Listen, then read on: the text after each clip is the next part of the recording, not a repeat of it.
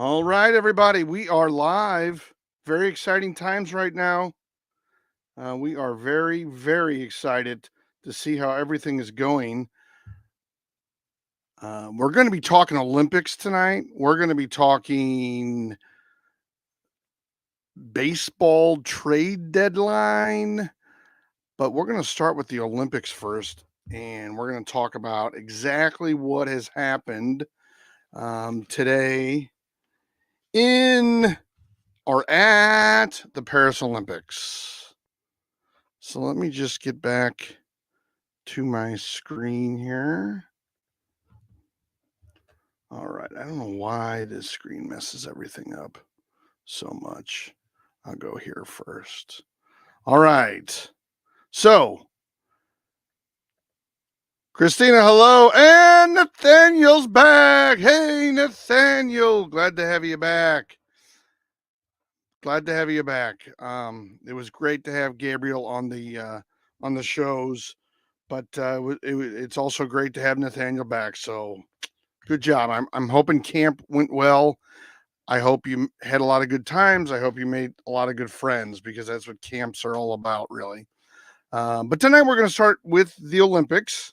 Oh, the other thing, Nathaniel, and if footballer Nick gets on, I unfortunately, or fortunately, finally sent out your prizes from June. So you'll be getting your prize by, I believe, August 3rd. And so will footballer Nick because I just went today and sent those out. So sorry about the delay on that. I was having a hard time finding everything, um, finding all the prizes, and then a couple of days I forgot, and I was on vacation for a week, or I was out. I was out, rather. I was out of St. Louis. So you like the Pete Rose comments? All right. Well, hey, I'm glad to hear that because that was a big deal. With the Pete Rose documentary on HBO or Max, it was kind of exciting times for us as well. But okay, let's get through some of the Olympic things, as probably almost everybody on the chat heard, because I don't think my email received a note from, I believe, the New York Times saying that the USA women's gymnastic team won gold. Now, something else that happened today, which was maybe a bigger surprise, was that the men's gymnastic team won a bronze. And I think that's the first time that the men's team has actually medaled at the Olympics in, I think, 16 years or something like that. So that would be '08 was the last time I believe the USA men's gymnastics team. Hey, hey, Gabe, I had a good time with you too. So, um, all right. So the women's team won gold in gymnastics. The men's team won bronze.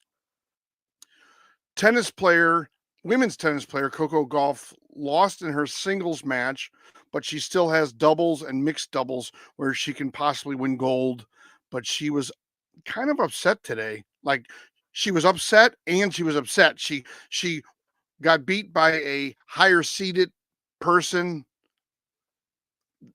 The person had a bigger number than she did. I always get confused. Is higher seed a 1 or a 2, or does that mean like a 2022, seed? So the bigger name. Oh, Gabriel gives me another super chat. Thank you, Gabe. 99 cents in the house. But like I said, she still can go after gold in the mixed doubles and women's doubles. The women's basketball team faces Belgium on Thursday, and the men's team plays South Sudan. Thank you very much again, Gabriel. The men's team plays South Sudan tomorrow. Now, the interesting part about that game is, hey, Nathaniel, thank you very much. Appreciate it. Let's go, says Nathaniel. All right, getting the super chats in. That's great. The men play tomorrow. I want to say it's probably morning time in the US, probably that 11:15 window that the last game for the men was on. But it's a South Sudan team. There's two storylines here that you may or may not realize. And the first storyline is the fact that Jason Tatum, the superstar for the Boston Celtics, who also by chance is a St. Louis native, his dad went to SLU. This is actually a SLU Billiken hat. If you notice, there's the Billiken on the back. It's not a Cardinal hat, so I disguise it well, I think. Um, but Jason Tatum did not play in the game against uh yeah, I'll do some. Hey, footballer Nick's here. Yes, I will do some Olympic picks on my lives too. I'll be doing that, and I've done some updates as well. Footballer Nick, I finally got around to sending out your prize from June when you won, so you should be getting that. And I believe your birthday is August 3rd, so you should be getting that by August 3rd. I think it's 3 days, so it'd be Wednesday, Thursday. You should be getting it by Friday or Saturday, so that'll be good. Yes, everybody says hello to footballer Nick. How was it watching Paul Skeens pitch? It was very, very fun watching Paul Skeens pitch. I think I got to see him. Did I see him? I think I might have seen him in person this year too, but he's one heck of a great, great pitcher. Um, Christina asks, what is a Billiken? Well, technically speaking, it's the god of things as they ought to be. Supposedly, from what I remember, it's an Alaskan god. So the natives in Alaska had a Billiken, and a Billiken was one of their gods. So it's the god of all things as they ought to be, which is kind of weird. The rumor is that they got the name because one of the football coaches looked like the Billiken. So, all right. Was there a reward system in July? I haven't done the reward system in July because I took like a week off. I'll be picking some stuff up. We'll be doing different stuff probably in August since we're right here on the threshold. So Gabriel says pelican. Okay, wait a minute. The Billiken's not a pelican. I'm not sure what that is. And I believe footballer Nick is his birthday's the 3rd, I believe. Yeah, August 3rd. That's what he said. But I knew that actually because he mentioned that. You bought tickets for the Yankees 927 versus Pirates. Yeah, all right. Well, that's great. Yeah, if the Yankees play the Pirates, you might see Paul Skeens. He's one heck of a pitcher. I mean, he throws into the hundreds. He changes some speeds. I think it's his sinkers, his number 2 pitch. He's just an incredible pitcher. He's a lot of fun to watch. But the the men's basketball team, the men's USA basketball team plays South Sudan tomorrow. The two storylines with the South Sudan team is that they almost lost to South Sudan. That was the game. It was the friendly, they called it, in London, where LeBron James, with 8 seconds left, had to score like on a layup for Team USA to take the lead, because if he didn't, Sudan was leading with 8 seconds left before he scored that bucket. And the other news, as I was mentioning, was that Jason Tatum didn't play against Serbia, and Kerr came out and said that it was sort of just a matchup thing. You can't play everybody.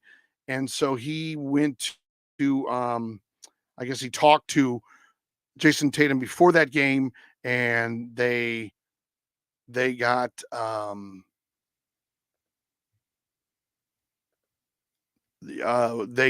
just dealing with something else right now. Yes, Nathaniel, I did what you had asked. I'm not getting into any of that stuff.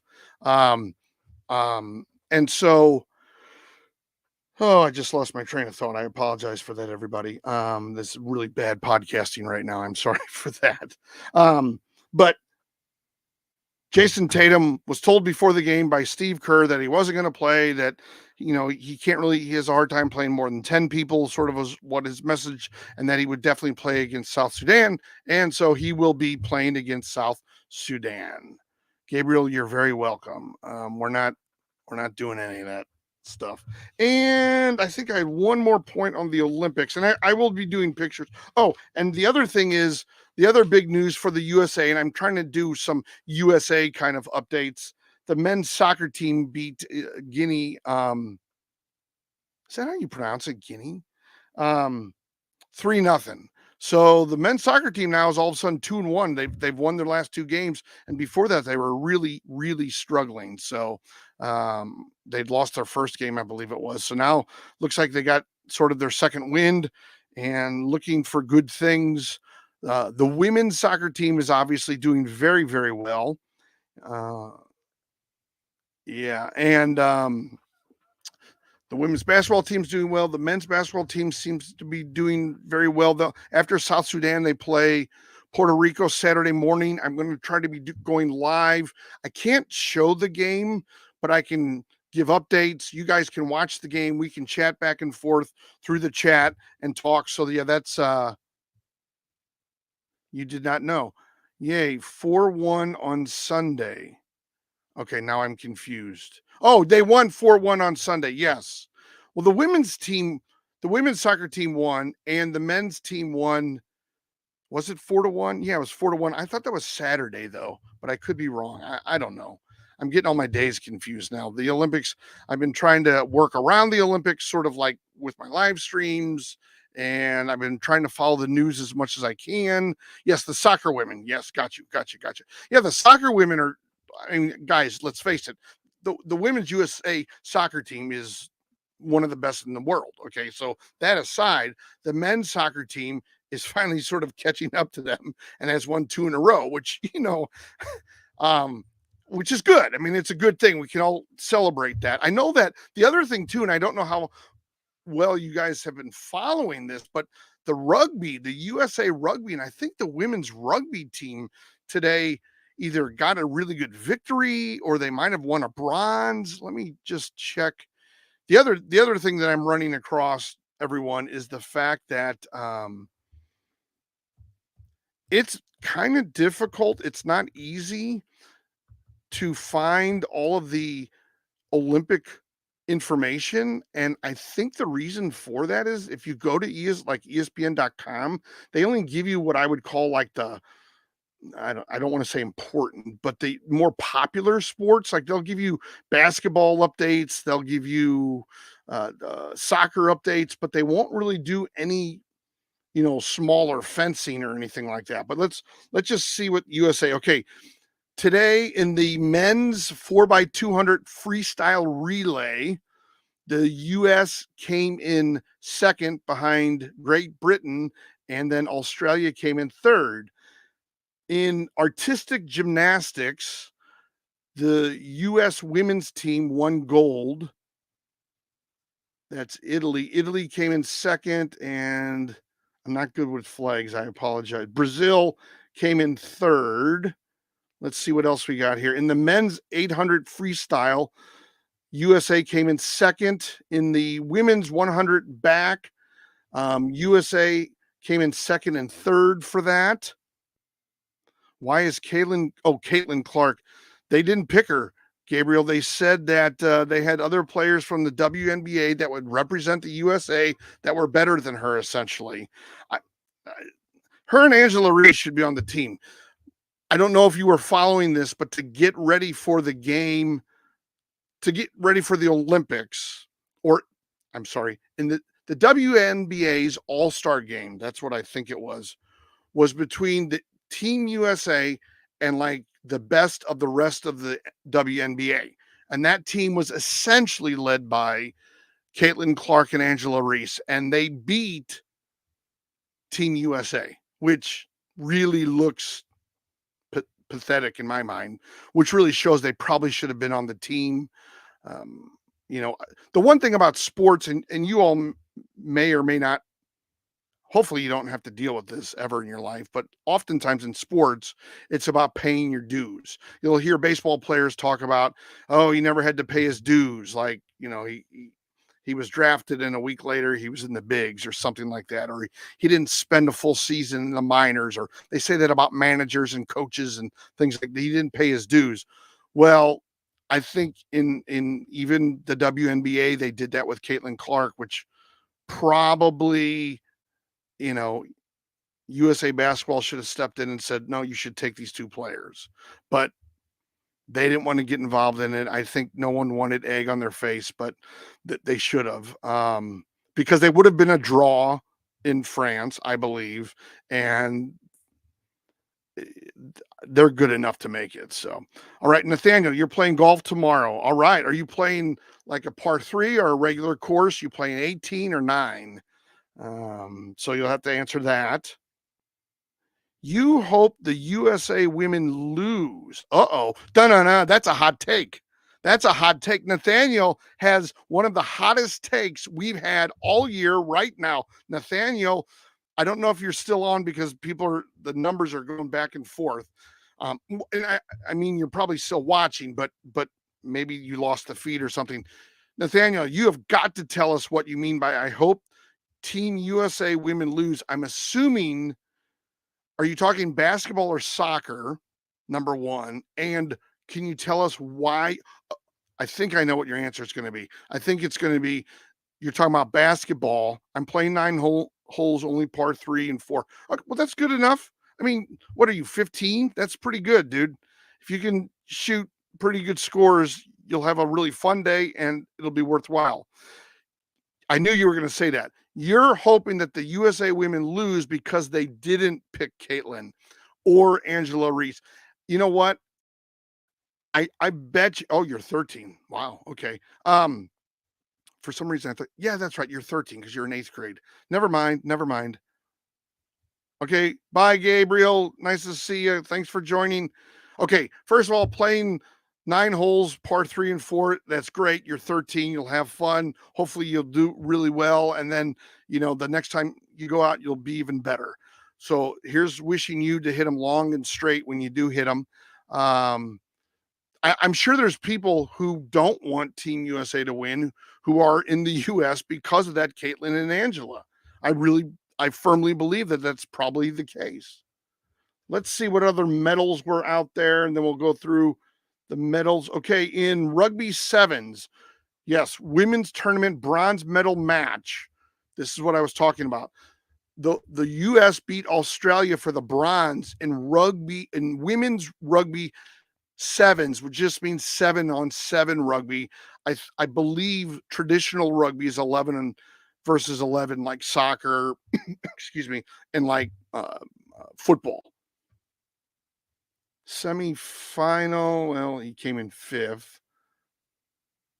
All right.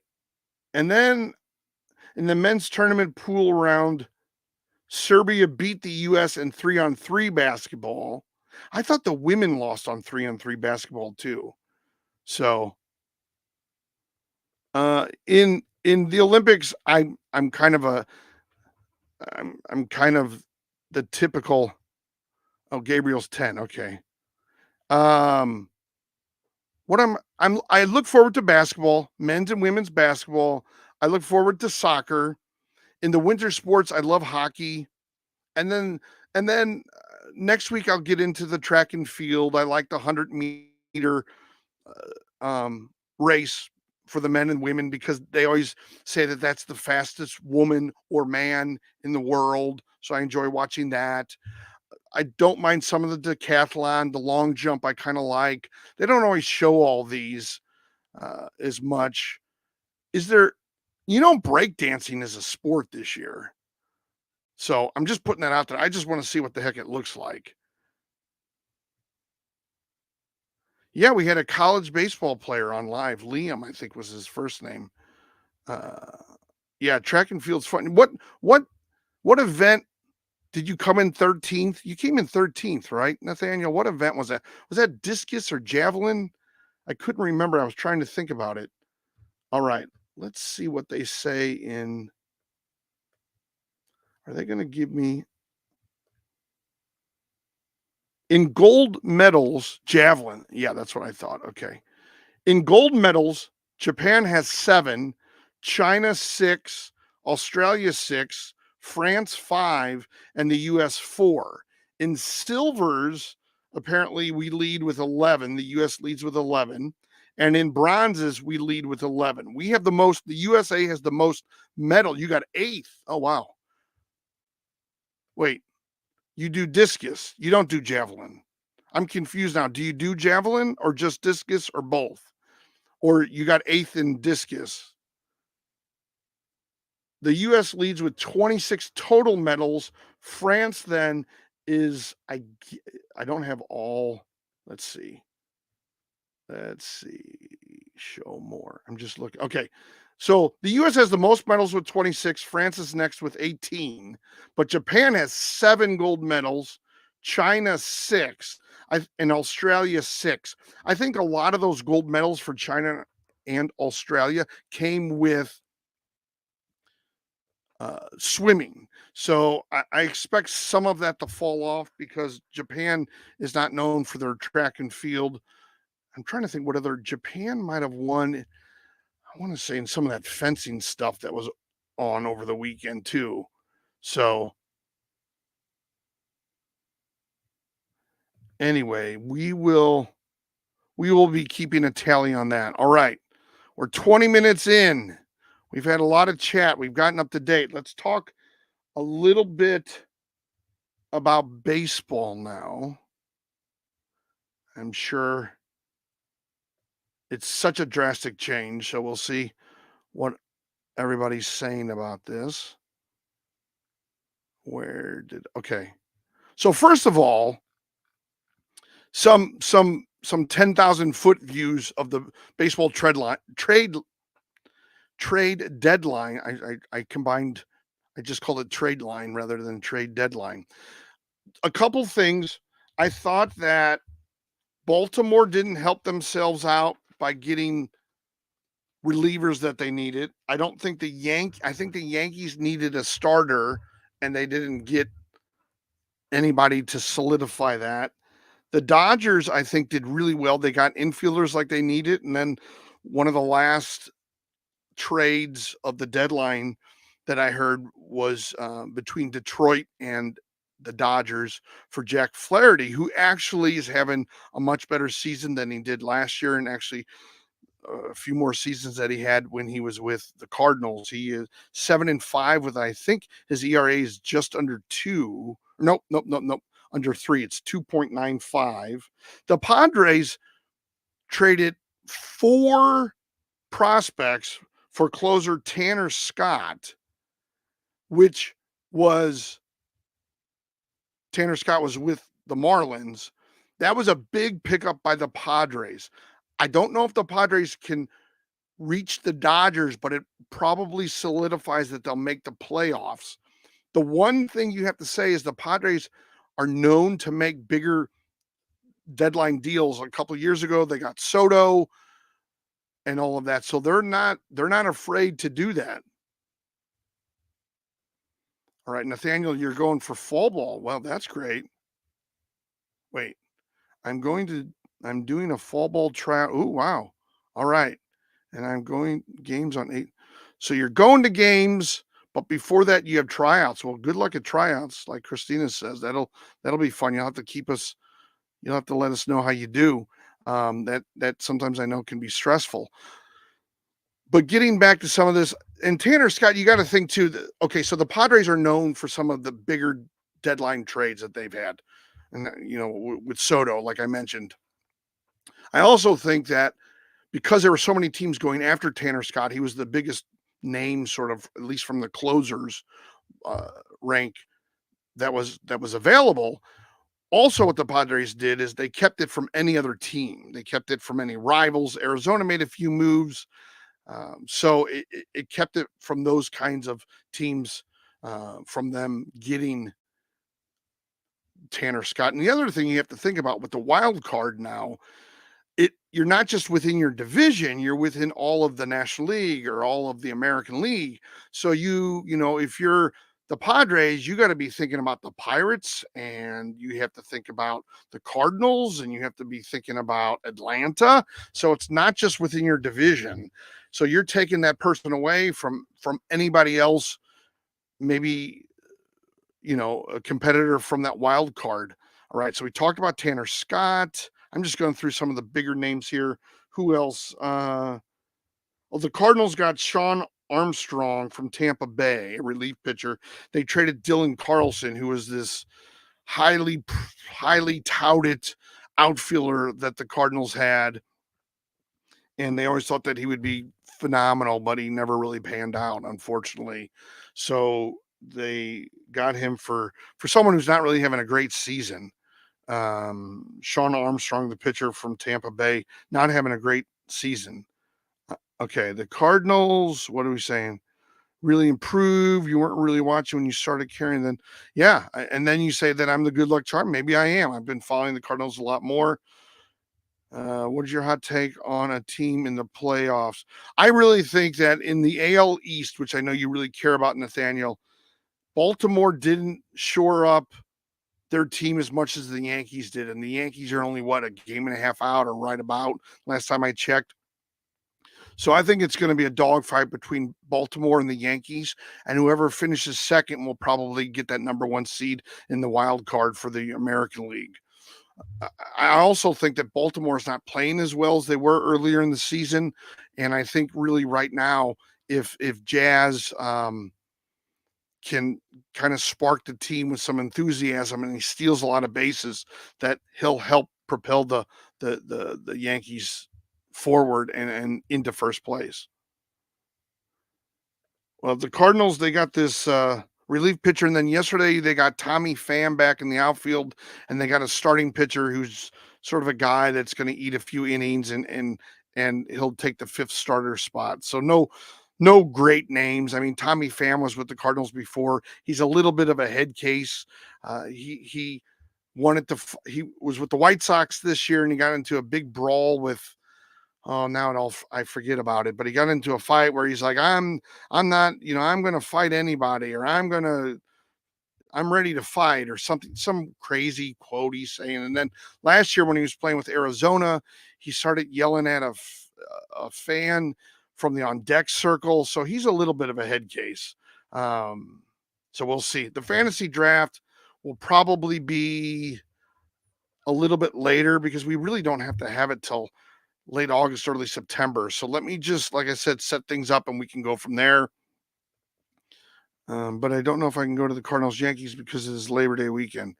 Yeah, I mean, if you can, that's great. You can do some, a live show or something like that. So I won't be able to get a Cardinals Yankees lineup. Well, that's understood. No big deal. The Pirates got Brian De La Cruz, who has 18 homers. I think he was with the Marlins.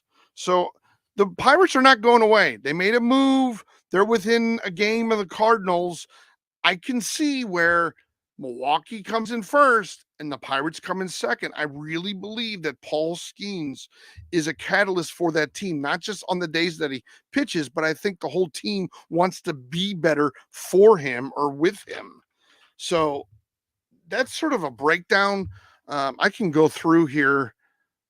I don't know if you want me to go piece by piece, but let me just see if there's the other bigger names that we have that were picked up by teams. I'm just scrolling through here real quick so I don't miss anyone.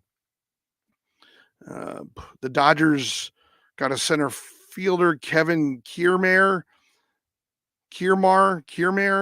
from the Blue Jays for left-handed pitcher. The only reason why I bring that up is apparently this Kevin guy is a 12-year veteran who's retiring at the end of the season, and I don't recognize his name very well. So the Giants acquired Mark Canha from the Tigers for Eric Silva. It's not a big deal.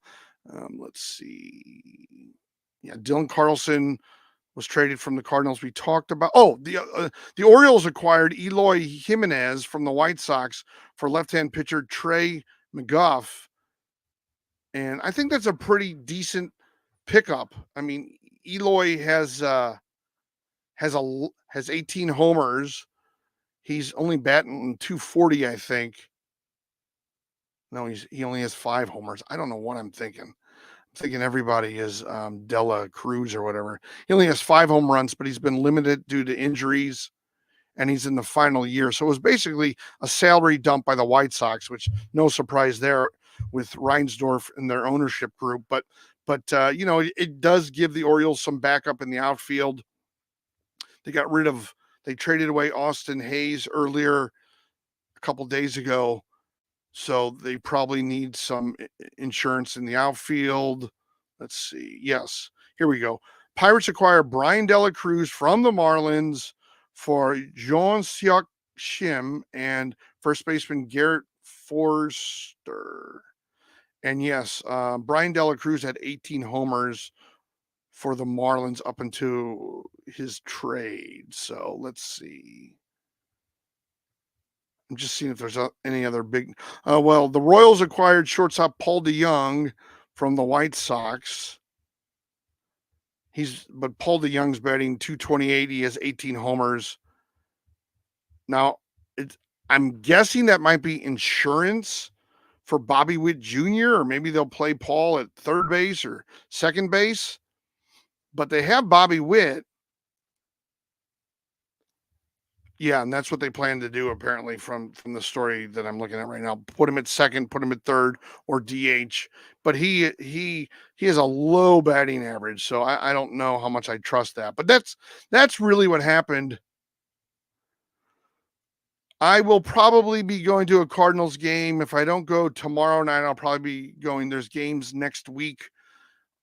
And then I think Friday, Saturday, Sunday, they're in Chicago against the Cubs, and they're the Sunday night game on ESPN. So it's Kiermaier. Okay.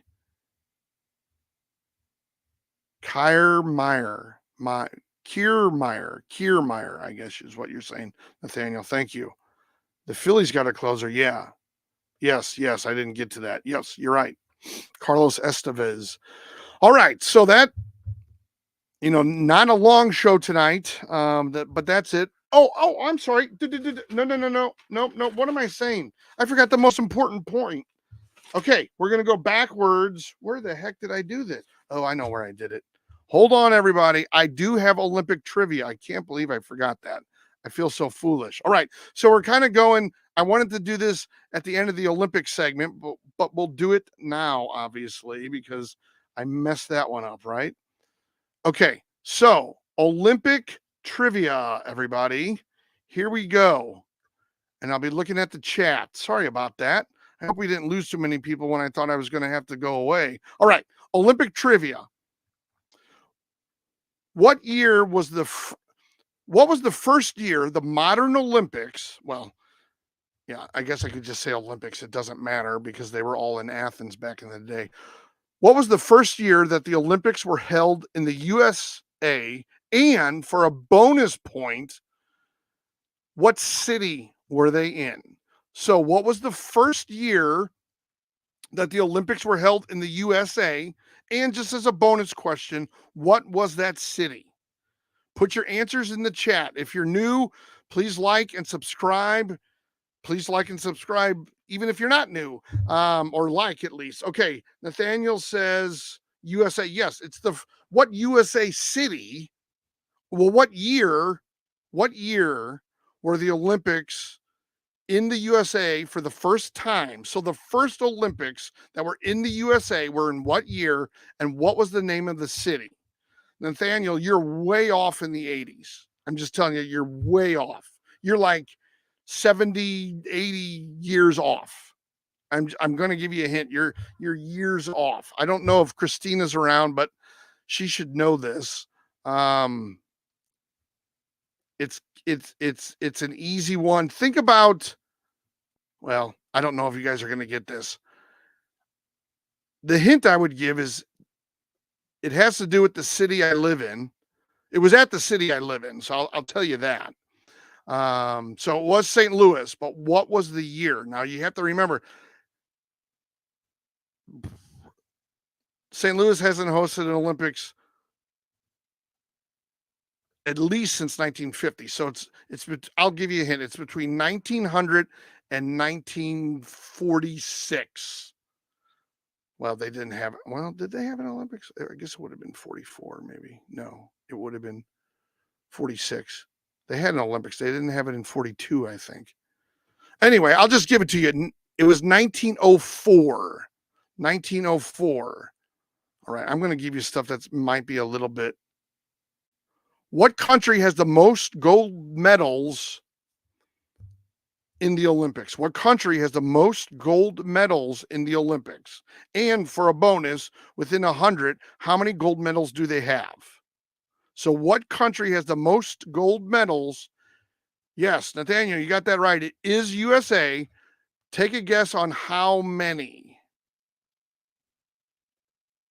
How many gold medals does USA have before this Olympics? At least that's what my numbers where I was finding things out. All right. I'll give you like 3 seconds. 1,000, pretty good. And I said within 100, it is 1,022, Nathaniel. 1,022. All right. Michael Phelps has won how many medals? Not gold medals, but how many medals has Michael Phelps won in the Olympics? And I'll say within 3, I'll give it to you. How many medals has Michael Phelps won in the Olympics?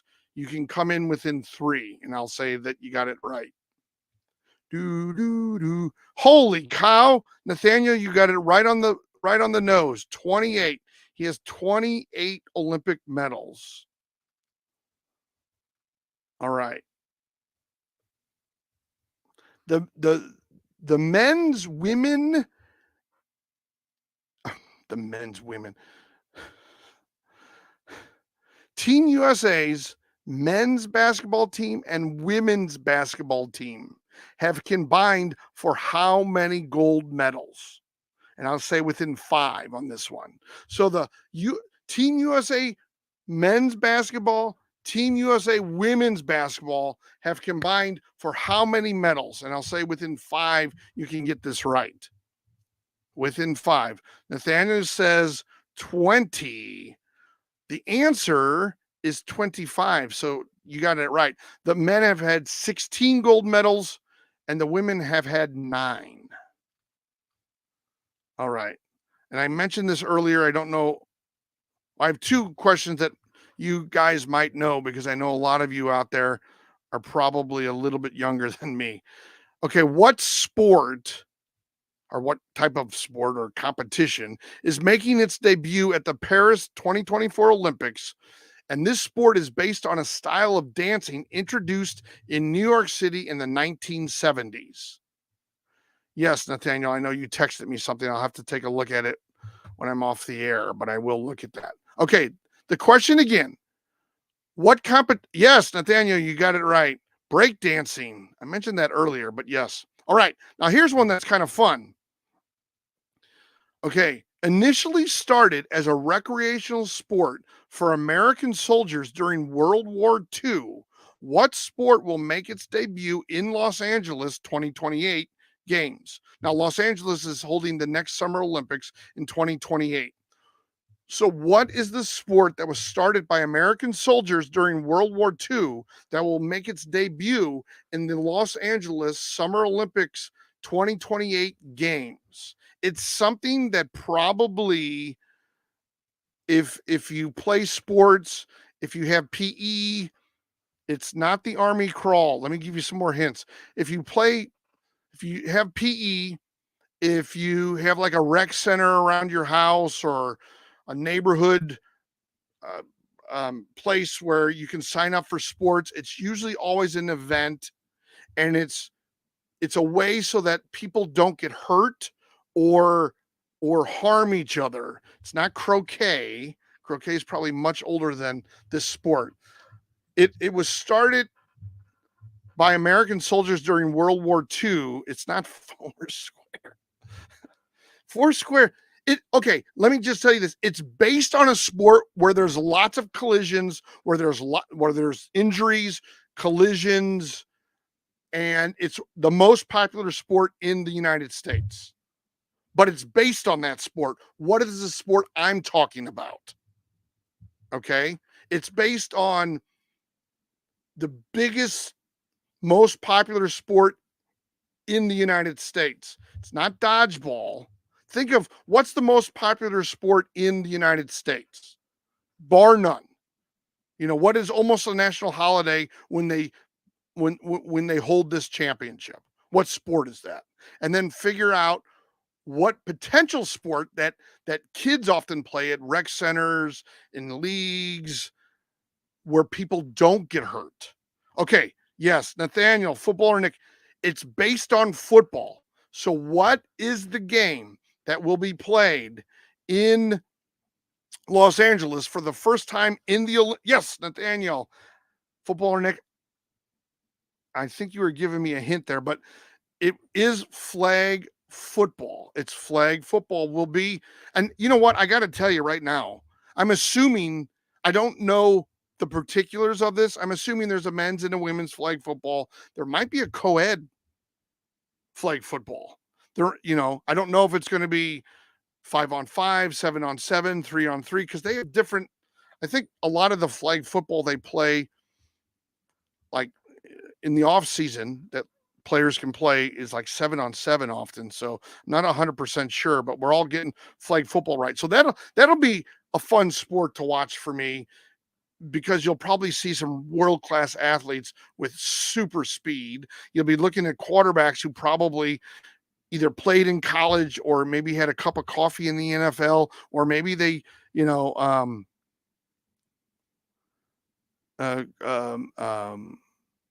so yeah, we'll see. We'll see what that is. It'll be very interesting to see what kind of flag football we have. So, all right, everybody, that's the show. We'll be back on Thursday night. Well, isn't Ron Sampson like your dad, Nathaniel? I'm not going to ban your father. So anyway, we shall see. But we will be on Thursday. We'll be back at 9 p.m. Eastern, and I'll let you guys know what the show is. It's probably going to be, I don't know. I don't know if I have time to do another fantasy preview, but I'll try to work in some fantasy, maybe quarterbacks this time, and we'll go from there. So thank you all very much.